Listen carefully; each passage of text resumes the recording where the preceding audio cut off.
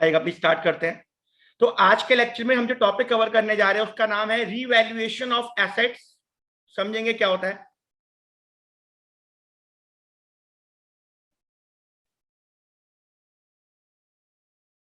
And reassessment of liabilities.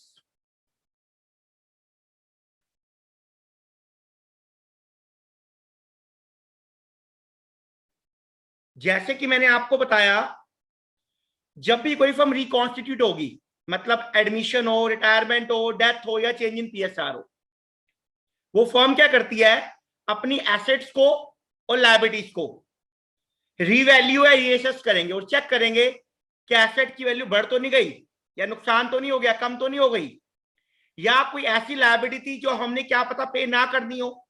मतलब पूरी अपनी बैलेंस शीट को वो दोबारा से चेक कर रहे हैं कि पहले बुक वैल्यू ये थी, आज उसकी मार्केट वैल्यू क्या है। तो मतलब पूरा वो अपनी बैलेंस शीट को रीफ्रेम कर रहे हैं, पूरा चेंजेस करके चल रहे हैं। उस कॉन्सेप्ट को बोलते हैं revaluation of assets and reassessment of liability. तो क्या कहेंगे, आएगा समझते हैं बात को, लिखना स्टार्ट करेंगे इसके बारे में।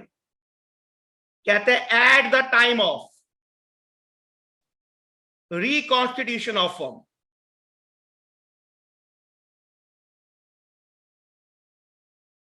जब भी कोई फर्म रिकॉन्स्टिट्यूट होती है, मतलब अगर हम यहां बात करें तो change in PSR,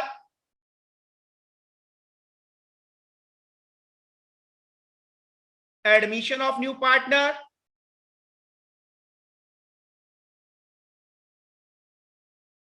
retirement of existing partner,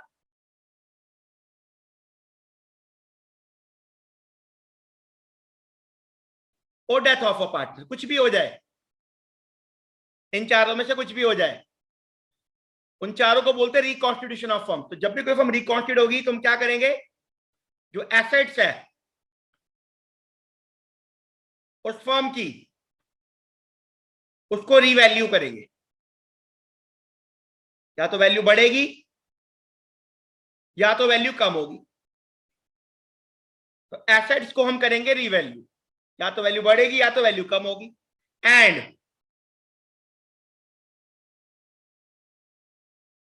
liabilities are reassessed, liabilities को बोलते हैं उसको रीअसेस करेंगे, या लायबिलिटी बढ़ेगी या कम होगी। तो एसेट्स को रीवैल्यू करेंगे और लायबिलिटी को रीअसेस करेंगे। सर कैसे करेंगे, कैसे करेंगे, इसके लिए हम लोगों को क्या बनाना पड़ेगा। For this we have to prepare, हमें क्या बनाना पड़ेगा, वी हैव टू प्रिपेयर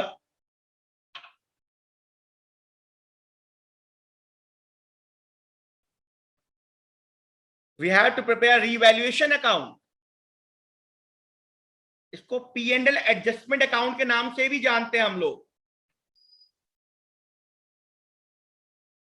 तो एसेट्स को रिवैल्यू करने के लिए और लायबिलिटी को रीअसेस करने के लिए हम लोगों को रिवैल्यूएशन अकाउंट बनाना पड़ेगा। हम लोग बनाएंगे। सर इसका नेचर क्या होता है, एग्जाम में क्वेश्चन आ गया, इसका नेचर क्या होता है। It is a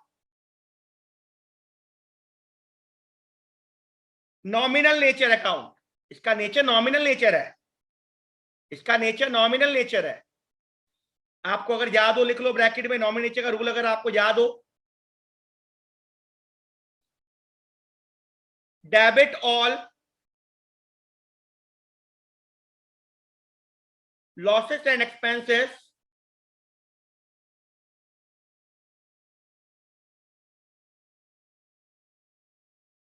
credit all incomes and gain। ये नॉमिनल नेचर का रूल है। सिंपल सी बात है, फायदा होगा जब भी तो रिवैल्यूएशन अकाउंट के क्रेडिट साइड पर आएगा, और जब भी नुकसान होगा रिवैल्यूएशन के डेबिट साइड पर आएगा। याद करो क्लास 11 को पी एंड एल अकाउंट, उसका नेचर भी नॉमिनल था।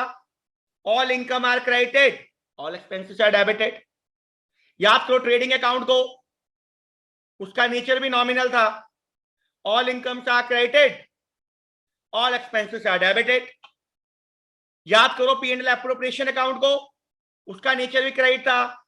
इनकम्स आ गई थी क्रेडिट साइड पे और जितनी एप्रोप्रिएशन थी जो पार्टनर को डिस्ट्रीब्यूट किया था वो डेबिट साइड पे आ गया था, तो इसका नेचर नॉमिनल नेचर। अब क्या करेंगे, समझते क्या करेंगे। पहले बात करते हैं फायदा कहां से होगा, गेन कहां से होगा। तो हम कहते हैं अगर एसेट की वैल्यू बढ़ गई,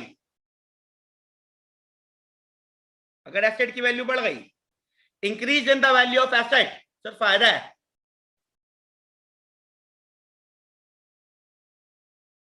decrease in the amount of, देखो एसेट की वैल्यू है और लायबिलिटी का अमाउंट है, decrease in the value of liability, asset की वैल्यू बढ़ना, लायबिलिटी का अमाउंट कम होना,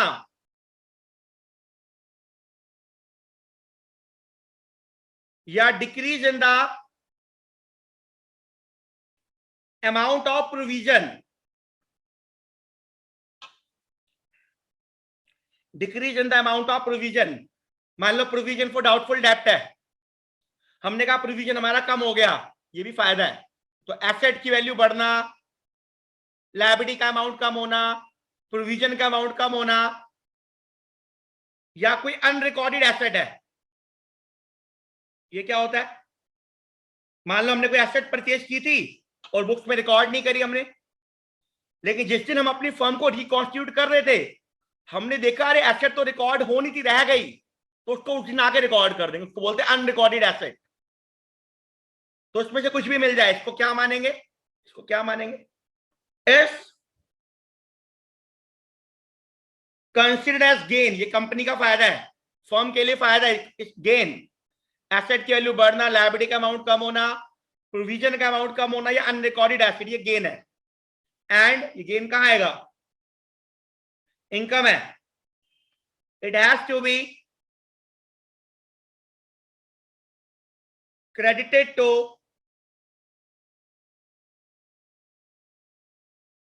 it has to be credited to the revaluation account। तो रूल लग गया credit all income and gain. Similarly इसका रिवर्सल, इसका रिवर्सल, अब क्या रिवर्सल लिखेंगे, इसका अपोजिट क्या लिखेंगे। हमने कहा जी एसेट का वैल्यू कम हो गई, हमने कहा जी एसेट की वैल्यू कम हो गई,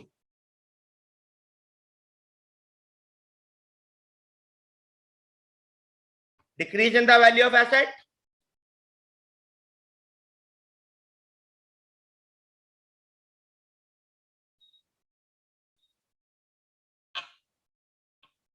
increase in the amount of liability, liability का अमाउंट बढ़ गया,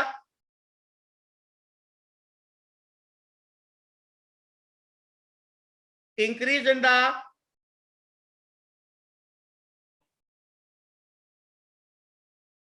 प्रोविजन का अमाउंट बढ़ गया, या कोई अचानक एक लायबिलिटी आ गई जो रिकॉर्ड करना भूल गए हम लोग, पहले लायबिलिटी में रिकॉर्ड करना भूल गए, अचानक हमें दिख गया लायबिलिटी हम भूल गए, हमने परचेज किया था रिकॉर्ड करना भूल गए, तो उसको बोले अनरिकॉर्डेड लायबिलिटी। ऐसा कुछ भी मिल जाए अपने लोगों को तो उसको क्या बोलेंगे,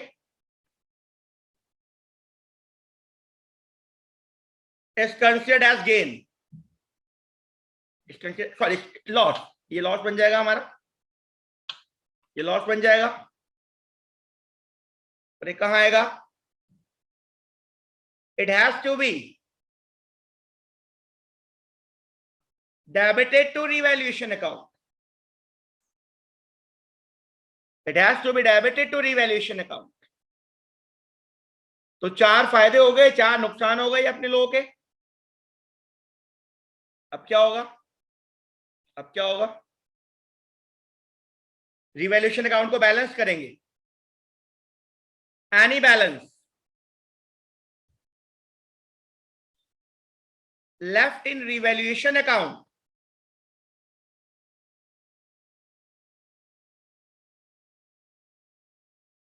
इज कंसिडर्ड एज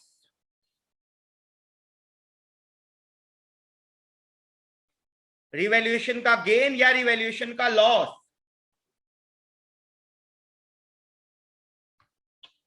कोई बैलेंस बच गया उसको रिवैल्यूएशन का गेन या लॉस के नाम से जानेंगे, और वो लॉस का गेन कहां जाएगा, which has to be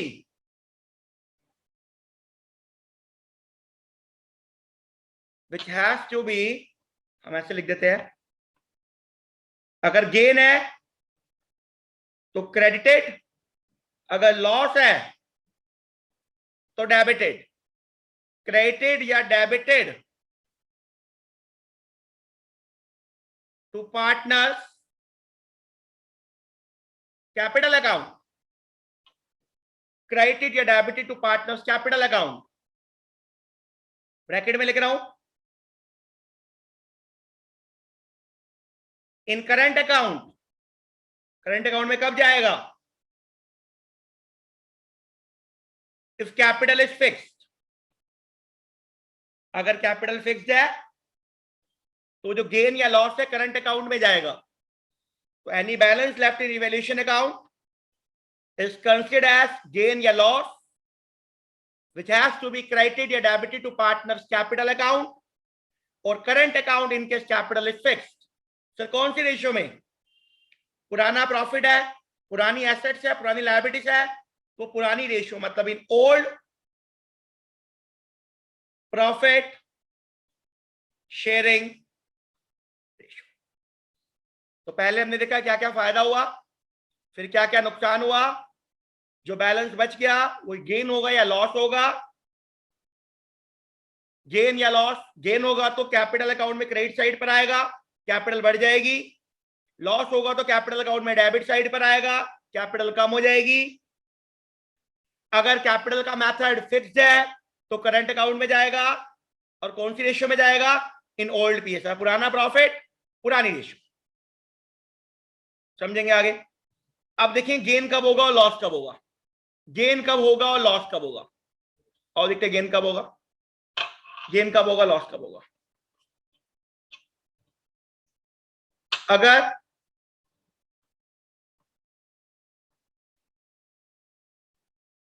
credit side of revaluation account exceeds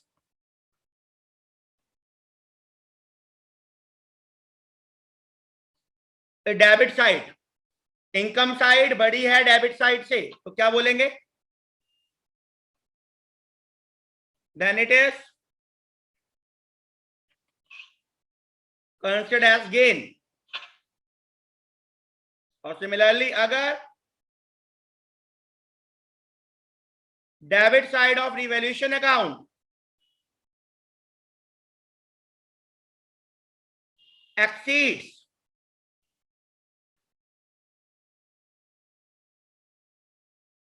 अगर डेबिट साइड रिवैल्यूएशन अकाउंट की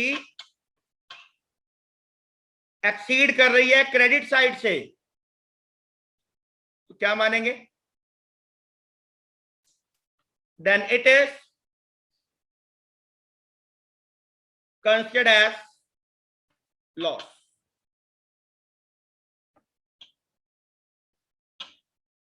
आएगा। आप इस कॉन्सेप्ट को समझने के बाद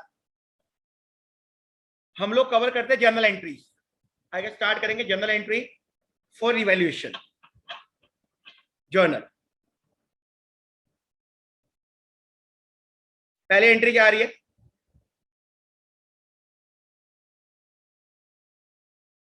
for increase in the value of asset. Sir asset की वैल्यू बढ़ रही है, मैंने कल भी डिस्कस किया था आप लोगों से, एसेट की वैल्यू बढ़ रही, फायदा है, फायदा मतलब इनकम। वो इनकम कहां जाएगी? Revaluation account. All income are credited to revaluation account, to revaluation account. Asset बढ़ेगी तो एसेट का बैलेंस होगा डेबिट। आप लोगों ने क्लास 11 में पढ़ा होगा, क्या पढ़ा होगा? एसेट का बैलेंस होता है डेबिट, मतलब एसेट इंक्रीज होगा तो डेबिट होगा, और जब ये डिक्रीज होगा तो क्रेडिट होगा। तो यहाँ पे एंट्री क्या बनती है? देखिए एंट्री क्या बनती है, फायदा हो गया, रिवैल्यूएशन तो क्रेडिट हो गया, उस एसेट का नाम आ जाएगा जिस भी एसेट की वैल्यू बढ़ी है, तो हम क्या कहेंगे? Asset account debit to revaluation account being increased in the value of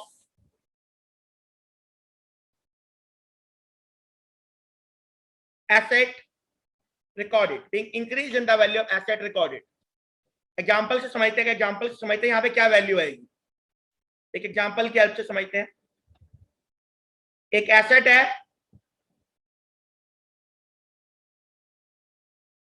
जिसकी book value let us suppose 90,000 rupees,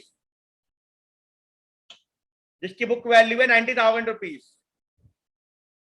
मैं कहता हूं ऑन 1 अप्रैल 2021 हमने कहा जी एसेट को रिवैल्यू कर दो. हमने कहा रिवैल्यूड कर दिया 1,10,000 रुपीज पे. 90,000 की बैलेंस शीट के अंदर बुक वैल्यू थी. 1 अप्रैल 2021 को जिस दिन फर्म को रिकॉन्स्टिट्यूट कर रहे हैं हम लोग, हमने कहा वैल्यू हो गई 1,10,000 रुपए. उसका मतलब क्या हो गया? एसेट की वैल्यू कितने से बढ़ गई? Asset increased by rupees. कितने से बढ़ गई? बाय. कितने से बढ़ गई? बाय रुपीज 20,000 रुपए. तो जितने से एसेट की वैल्यू बढ़ गई को 20,000 रुपए का फायदा हो गया. तो क्या कहेंगे? जितने से बढ़ गई, जितने से बढ़ गई, जितने से रिवैल्यू हो गई. तो asset account debit to revaluation account. तो 90,000 की बुक वैल्यू थी, 1,10,000 की रिवैल्यूड है जिसपे वैल्यू कर रहे हैं मार्केट के रेट के अकॉर्डिंग. तो 20,000 से मेरी एसेट की वैल्यू इंक्रीज हो गई. एंट्री बन गई assets account debit to revaluation account by रुपए 20,000. तो था increase in the value of asset. चलते आगे, अगला समझेंगे. एक और समझेंगे क्या कहता है अगला, क्या आता है.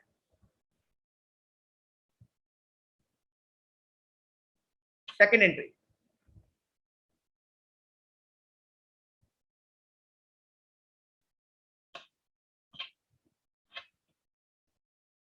for decrease in the value of asset. चल एसेट की वैल्यू कम हो गई, मतलब मार्केट वैल्यू कम होगी, कम पे रिवैल्यू करना पड़ा हम लोगों को. तो हम क्या कहेंगे? नुकसान हो गया जी हम लोगों का.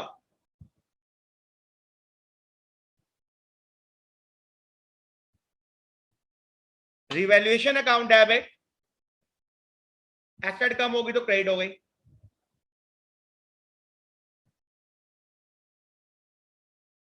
being decreased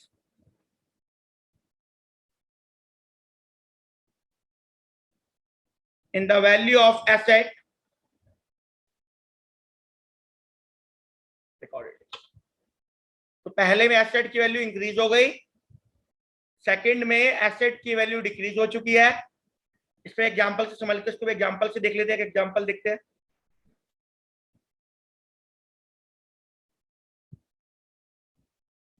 एसेट की बुक वैल्यू है मान लीजिए 80,000 रुपीज. 1 अप्रैल 2021 को हमने कहा चलो रिवैल्यू करते हैं इसको. जिस दिन फॉर्म रिकॉन्स्टिट्यूट हो रही है हमने कहा इसकी रिवैल्यू की वैल्यू को 70,000 रुपए, 70,000 रुपीज. बुक वैल्यू 80,000, रिवैल्यू हो गई सॉरी 70,000 रुपीज के ऊपर. What does it mean? 10,000 रुपए का नुकसान हो चुका अपने लोगों को. तो revaluation account debit to asset account. तो पहले में एसेट की वैल्यू बढ़ गई, सेकंड में डिक्रीज हो गई. थर्ड पॉइंट समझेंगे क्या कहता है.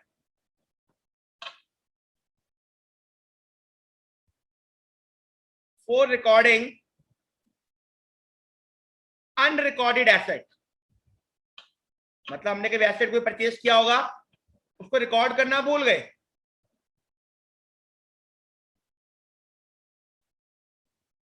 For recording unrecorded asset. हमें आज पता चला एसेट को रिकॉर्ड करना था, आज रिकॉर्ड कर देंगे, कोई बात नहीं. तो क्या नाम उस एसेट का नाम आ जाएगा, जो भी नाम होगा उसका. तो भी हम कहेंगे अनरिकॉर्डेड एसेट अकाउंट डेबिट. उसका नाम आ जाएगा, मालूम बिल्डिंग हो, मशीन हो, कुछ भी हो. अनरिकॉर्डेड एसेट अकाउंट डेबिट, फायदा हो गया.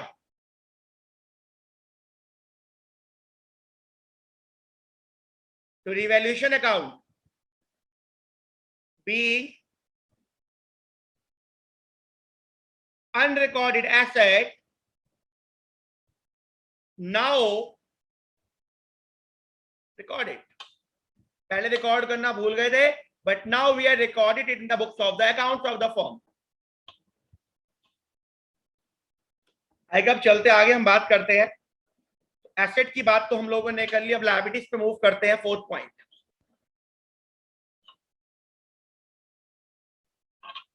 For increase in the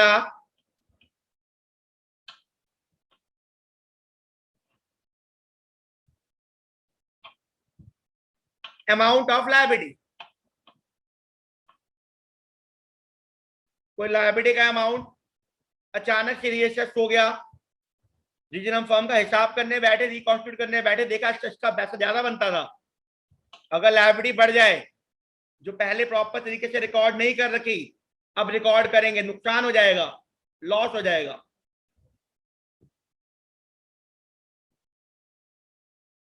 revaluation account debit,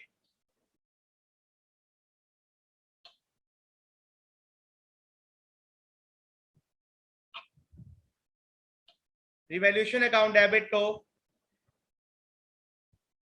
liability account.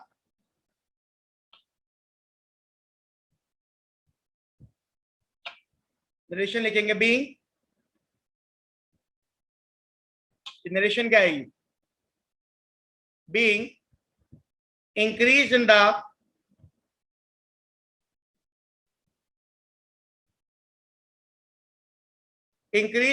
amount of liability recorded, increase in the amount of liability recorded। Entry number fifth point क्या आ रहा है, समझेंगे और देखिए फिफ्थ पॉइंट क्या आ रहा है।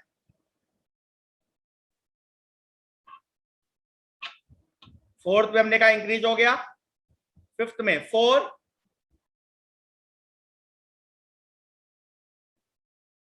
Decrease in the amount of liability.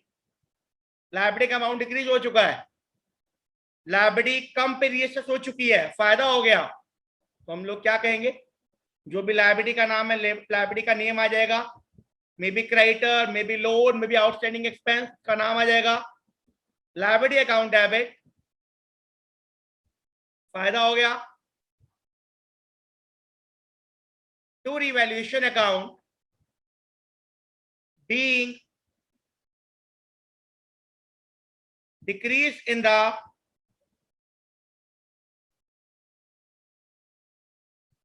amount of liability, decrease in the amount of liability recorded।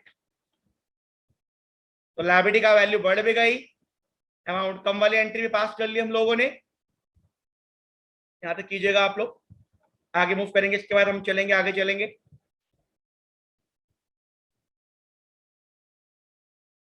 Six point,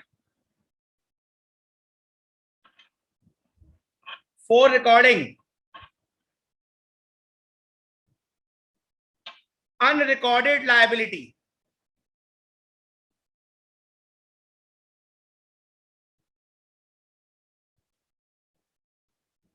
for recording unrecorded liability, कोई हमने ट्रांजेक्शन परफॉर्म की थी, बुक्स में रिकॉर्ड नहीं करी पहले, आज जब फर्म को रिकॉन्स्टिट्यूट कर रहे हैं तो उसको रिकॉर्ड करने की बारी आ चुकी है। रिकॉर्ड कैसे करेंगे, अनरिकॉर्डेड लायबिलिटी, नुकसान हो गया हम लोगों का, तो हम क्या कहेंगे,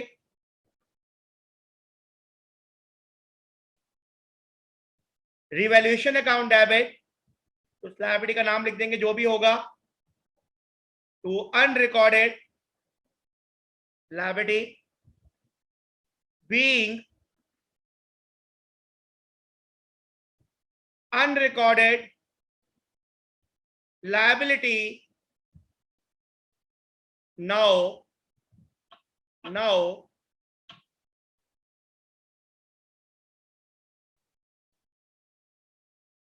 recorded, now recorded।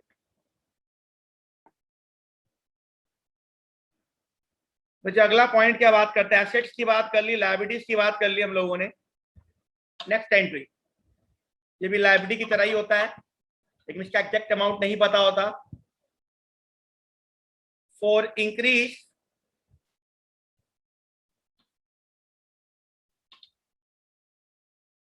in the amount of provision. Example लिख लो, प्रोविजन फॉर रिपेयर या provision for doubtful debt,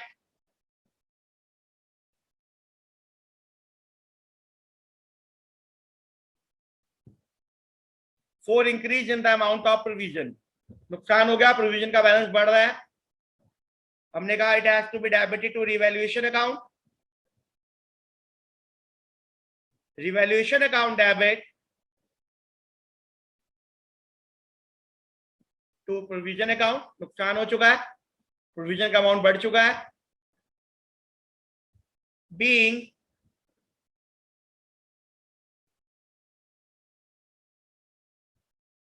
increase in the amount of provision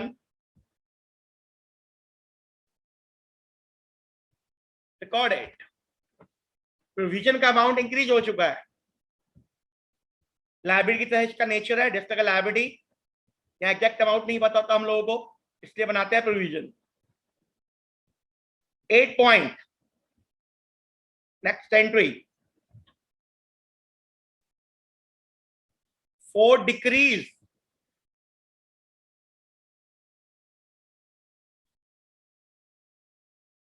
in the amount of provision। बच्चे प्रोविजन का अमाउंट डिक्रीज हो गया,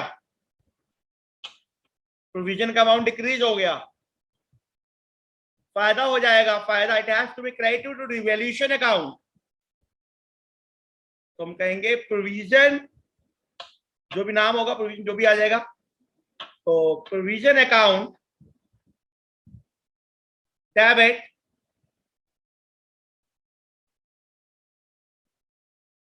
to revaluation account being decreased in the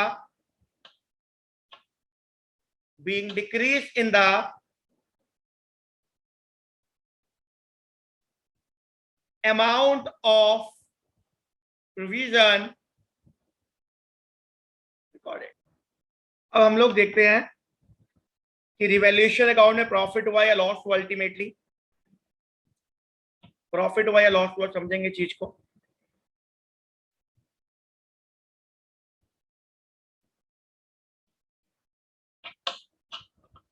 entry number 9, profit हुआ या loss हुआ। पहले बात करते गेन की।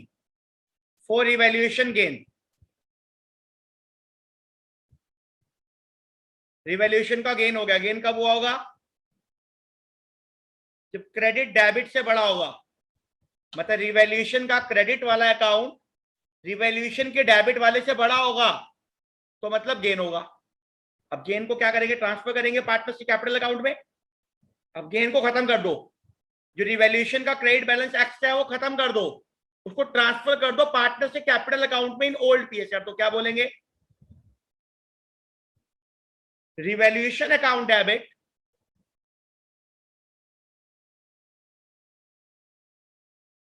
टू पार्टनर्स कैपिटल या करंट अकाउंट। सब पार्टनर्स के नाम आएंगे अलग अलग, इंडिविजुअली। नरेशन क्या बनाएंगे हम लोग?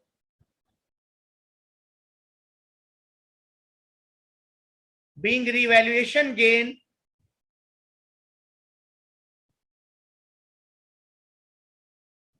credited to partners capital और current depend upon the type of method of capital. कौन सा मेथड है? फिक्स्ड है क्या फ्लक्चुएटिंग है? तो revaluation gain credited to partners capital या current account in old profit sharing ratio. तो रिवैल्यूएशन का फायदा हमने पार्टनर्स के कैपिटल अकाउंट में ट्रांसफर कर दिया। और गेन कब आएगा? बट ऑब्वियस बात है, जब इनकम साइड बड़ी होगी, जब रिवैल्यूएशन का क्रेडिट रिवैल्यूएशन के डेबिट से बड़ा होगा तो गेन आएगा। वो गेन अल्टीमेटली पार्टनर से कैपिटल अकाउंट में ट्रांसफर कर देंगे ओल्ड रेशियो में। एंट्री नंबर 10, अगर लॉस आ जाए या प्रॉफिट होगा या लॉस होगा, दोनों में से एक होगा, अगर लॉस आ जाए, लॉस कब आएगा? जब रिवैल्यूएशन अकाउंट का डेबिट बैलेंस ग्रेटर है क्रेडिट बैलेंस से, मतलब डेबिट साइड बड़ी है, लॉस वाली साइड बड़ी है, तो लॉस हो गया। वो लॉस भी अल्टीमेटली ट्रांसफर करेंगे पार्टनर्स को, तो हम क्या कहेंगे? Partners capital oblique current account. Debit सब पार्टनर्स के नाम आएंगे अलग अलग, इंडिविजुअली उनकी कैपिटल डिक्रीज होगी लॉस से। तो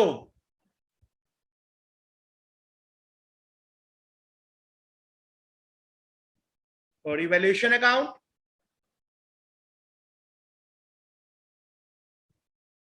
बीइंग रिवैल्यूएशन लॉस, कहां चला गया? मैंने कहा चला गया डेबिटेड टू, कहां डेबिट हो गया? पार्टनर्स के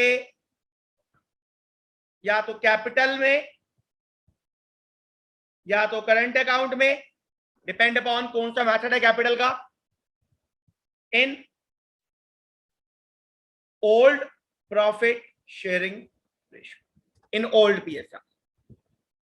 तो इस तरीके से हमने डिस्कस की entries for the revaluation of asset and reassessment of liability. और ये काम कब करते हैं? जब भी कोई फर्म रिकॉन्स्टिट्यूट होती है। रिकॉन्स्टिट्यूट का मतलब क्या होता है? हमारे यहां पर फर्म के अंदर change in PSR, admission, retirement और डेथ। एमेलगमेशन भी फॉर्म है एक, कहते हैं क्या नाम है, रिकॉन्स्टिट्यूशन की। लेकिन हमारे पास ये टॉपिक 4 चैप्टर्स में कवर होगा। Change in PSR, admission, retirement, death, उन सबको मिला के बोलूं तो रिकॉन्स्टिट्यूशन ऑफ फर्म या change in relation among partner या डिसोल्यूशन ऑफ पार्टनरशिप, उसके सिनोनिम है सारे के सारे।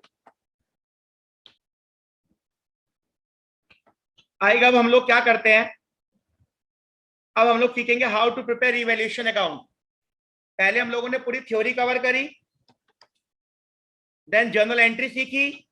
अब उसी कॉन्सेप्ट को हम कवर करेंगे with the help of revaluation account. अगर नॉर्मली कहूं तो जैसे लेजर पोस्टिंग, लेजर पोस्टिंग करने जा रहे हैं हम लोग, जो क्लास 11th में आप लोगों ने की थी, बहुत सिंपल सी बात है। आइएगा, रिवैल्यूएशन अकाउंट, फिर इसका नेचर याद रख लो, नेचर याद रख लो इसका। सर नेचर क्या है? Nominal nature. इसका सिनोनिम क्या है? पे and adjustment account, debit,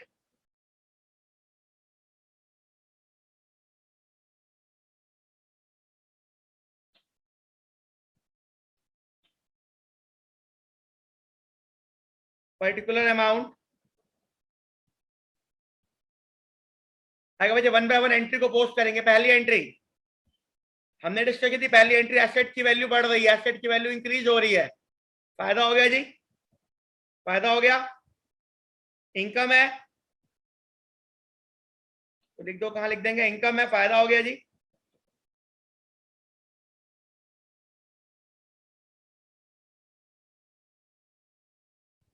increase in value of asset, जितने से वैल्यू बढ़ी है, इंक्रीज अमाउंट, जितने से वैल्यू बढ़ी है, कितने से इंक्रीज हुआ है। मेरे एग्जांपल को चेक करो, एग्जांपल को चेक करते एक बार आओ, पहले वाले एग्जांपल को चेक करते हैं हम लोग। क्या था एग्जांपल में? 90 से होगी 1,10,000, तो 20,000 से वैल्यू बढ़ गई। जितने से बढ़ी है, जितने से इंक्रीज हुई है, वो वाला अमाउंट आएगा क्रेडिट साइड पे जी। आ गया जी, आ गया जी। सेकंड एंट्री, ये मेरी फर्स्ट एंट्री थी। सेकंड, नुकसान हो गया जी, एसेट की वैल्यू कम होगी, नुकसान हो गया, decrease in the value of asset. मैं उसी सीक्वेंस से पोस्टिंग कर रहा हूं। फिर आया था अनरिकॉर्डेड एसेट, रिकॉर्ड करना भूल गया, आज याद है, जब जागो तभी सवेरा, रिकॉर्ड कर दो, कोई बात नहीं। अनरिकॉर्डेड एसेट आज रिकॉर्ड कर दी, फायदा हो गया, रिवैल्यूएशन के क्रेडिट में आ गया। फोर्थ एंट्री, लायबिलिटी का अमाउंट बढ़ गया, लायबिलिटी का अमाउंट बढ़ गया, इंक्रीज हो गया,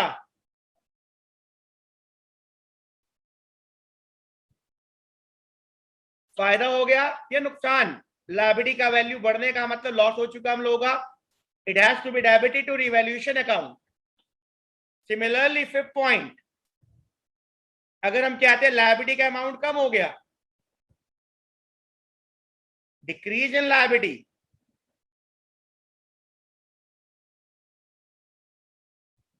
इनकम है, that's why it has to be credited. Then आता है अनरिकॉर्डेड लायबिलिटी.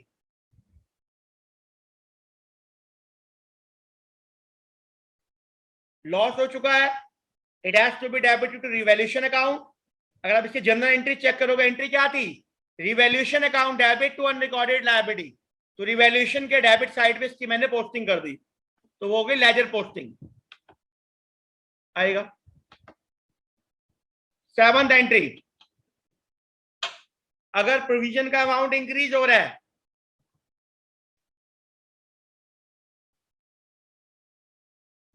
जितने से इंक्रीज हो रहा है उतना लॉस है, it has to be debited to revaluation account. Simple सा फंडा है. सारे फायदे क्रेडिट में आ रहे हैं, सारे नुकसान डेबिट में आ रहे हैं.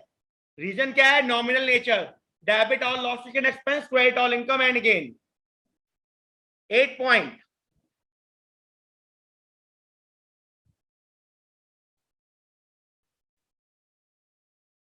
अगर प्रोविजन कम हो जाए, अगर प्रोविजन कम हो जाए, फायदा हो गया, it has to be credited to revaluation account. और इसकी एंट्री हम लोगों ने क्या सीखी थी? अभी एंट्री सीखी थी इसकी हम लोगों ने, provision account debit to revaluation account, that why it has to be posted to the credit of the revaluation account. तो फायदा नुकसान हो चुका है.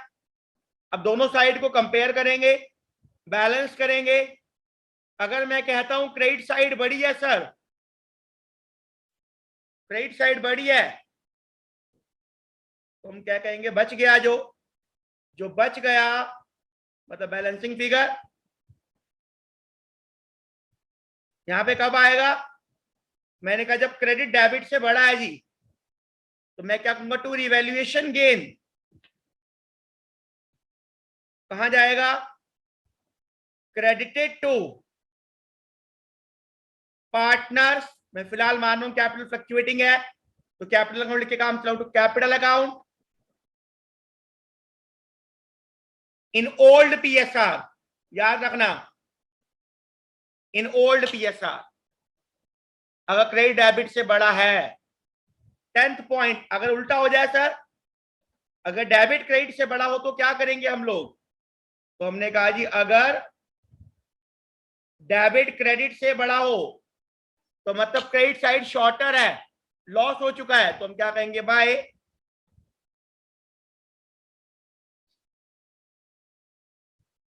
रिवैल्यूएशन लॉस कहां जाएगा? ये debited to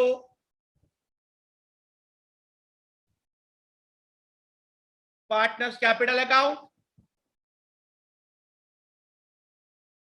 in old PSR. In old PSR यहां लगा देंगे हम लोग एक star. This is also the balancing figure. यहां एक लगा देंगे छोटा सा स्टार. मतलब दोनों में से कुछ एक आएगा, या प्रॉफिट आएगा या लॉस आएगा.